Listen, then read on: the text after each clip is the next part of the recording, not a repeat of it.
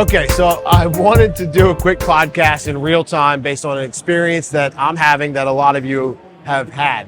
I'm at a conference. I just got done speaking, and they gave me a booth while I was doing the conference so I could drive traffic after that talk.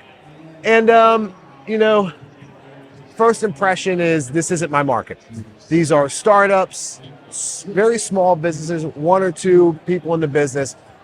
And right now, it's currently not my model. Now, it may be in a year, maybe this year or in the next year, where I do start helping entrepreneurs and smaller business owners. But right now, my clients are slightly larger corporate customers. And so the first reaction was, oh my God, what did I do? What a waste of time. I'm so busy as it is. How much more business development could I be doing, or marketing, or just working on the business? All these questions come into my mind. And I started to feel a little bit frustrated. And one thing that I'm happy to report that I caught was that was going to negatively impact the entire investment of my time. And I had to tell myself, you're already here. How do we make it valuable? So we're always kind of battling these moments where that kind of comes up, where we say, okay, this was a waste of time. I'm going to mail this whole experience in. And I've had a shift in that thought process. So what we did, right? So I got a team member here, Alex, who's doing my media. I said, well, how do we make this more valuable? So, well, one thing you can do is we can create a lot of content. Every one of these booths has usually a CEO or a business owner. We can just have conversations with them, capture some really good content. So you'll see some of that. Also, this is a great place to have a network, right? And I'm not talking I go up to a booth and try and sell someone who's spent money to have a booth for me to sell them my services. That is the sleaziest thing to do. I hate it when people do that to me. I would never do that to somebody else. And so that's out of the question. However, I do want to create strong relationships where people are like me and think like me. And there's probably one or two people here that are like that. In fact, I've met a couple people like that. So we said, all right, let's start to leverage some of those possible relationships just to get them in your network.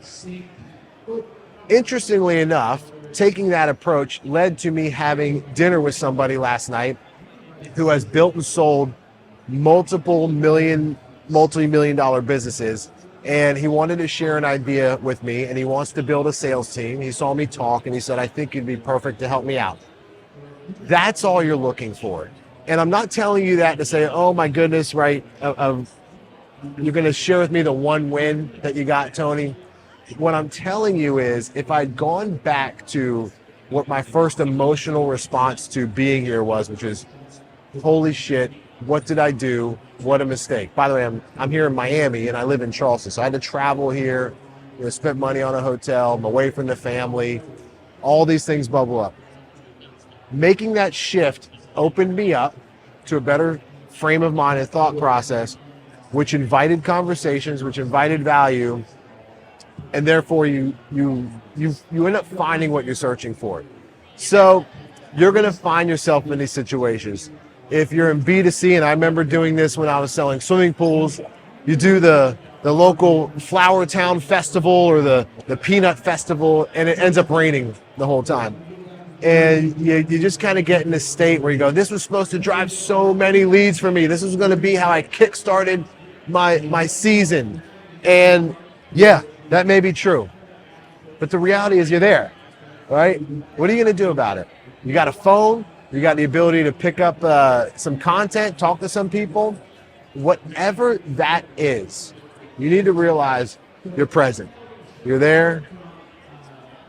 Worrying about what could have been is a lesson in futility, because we never know what the consequences, good or bad, down the road. I don't know if after my talk, a young entrepreneur saw that, and in a couple of years they're going to grow to be wildly successful and have a sales team and say, oh, I remember that talk that Tony did. It's time to call him. I don't know if that happens. I don't have a crystal ball. All I can do is do the freaking work, and that work requires me to be as known as possible. Evaluating, would I do this again? Depends. Maybe, maybe not. To be determined later down the road. But as it sits right now, I'm going to call this a valuable experience. So, we're in Q1, springtime. trade shows and business shows are kicking up. Here's my suggestion. I'm going to give you one extra piece of advice in terms of if you're running one of these booths, as I've kind of tested people's sales skills and conversation tracks. When you get the classic, what do you do? What do you do? Alex and I have actually coined it as a one-word phrase. What do you do? What do you do? And I notice whenever somebody asks that, well, what do you do?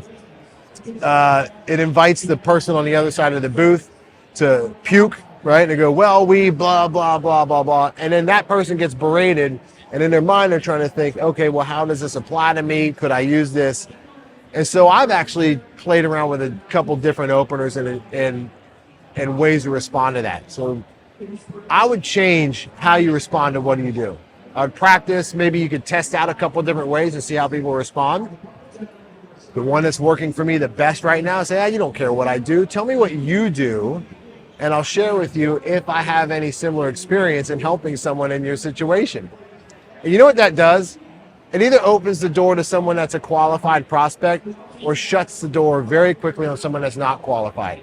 Win. Because you know and I know the last thing you want to be doing is sitting behind your booth talking to someone for 20 minutes that is not a buyer while possible other buyers are piling up behind them. You see them scoping you out and then they walk on.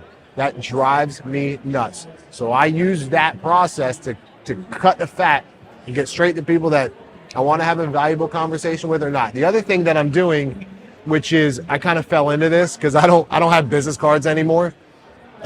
People are asking, well, do you have a business card? And so what I've been saying is I don't do business cards. And it's a little bit of a pattern interrupt. They go, what do you mean? I said, well, look, I base wanting to connect with somebody off of a meaningful conversation we might have already had. So if we do that, I'll take your card, and what I do is I just put a check mark saying, hey, I remember this person. I want to connect with you personally. And again, that really starts to cut out the people that are only trying to make you a lead or whatever the case is. And I'm only connecting now with people that have interest and have maybe interest in having a meaningful personal connection with me later down the road.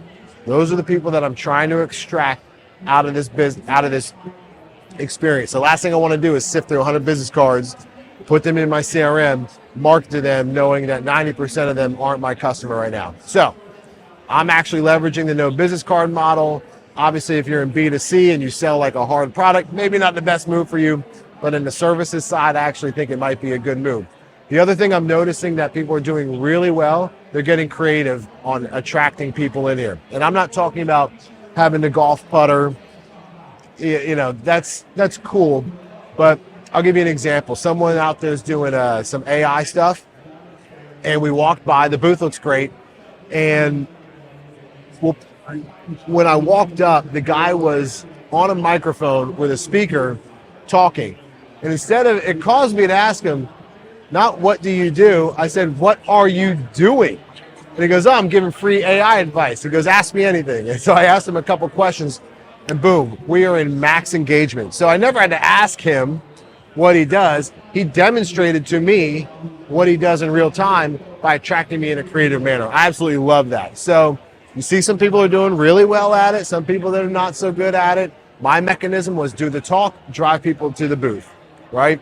Other people is, hey, have some games. You can notice some people over here are doing like a spin the wheel, and they actually get a lot of people to get excited. That's pretty cool.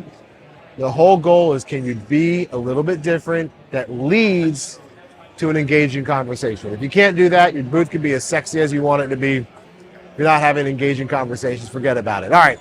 Haven't done one of these in about 10 years. I may not do one for another 10 years.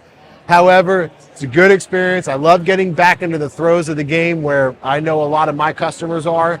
So at the end of the day, that's another outcome that I just haven't considered before, actually, is I'll be able to speak to the pros and cons of conference life. So there you go. Anyways, that's it. I just wanted to give you a quick update from the conference itself. All in all, we're happy. We're here. We're doing business. We're talking to other people that are doing business. And you know what? We got 2 feet on the floor and another day above ground. So we're doing it. All right, fam.